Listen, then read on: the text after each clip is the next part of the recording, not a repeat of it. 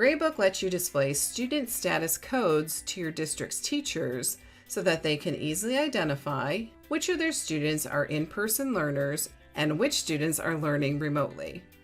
When enabled by an administrator, student status codes display on the class dashboard, the daily attendance screen, and the period attendance screen. To enable this feature, on the administrator homepage, below District Setup, click District Features. On the Feature Selection screen, select the Enable Student Status Code View checkbox. If you want to import the student status code from the Edit Student Profile screen, General tab in Student Information to the student's record in GradeBook during nightly integration, ensure that the Import Dazzle External Student Status Code checkbox is also selected on the Feature Selection screen. Otherwise, the overall student status associated with the student's status code is imported to the student's record during integration.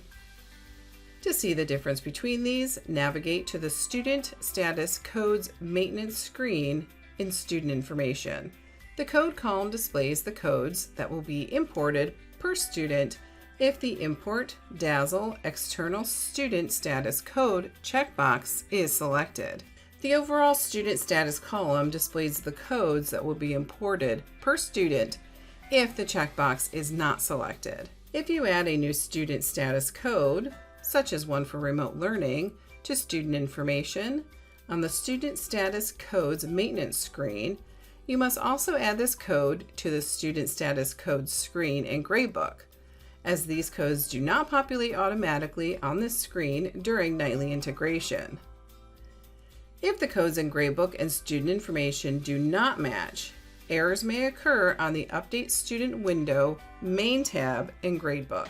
Once the Enable Student Status Code View feature has been enabled, teachers can view the codes in the status column on the class dashboard, the daily attendance screen, and the period attendance screen.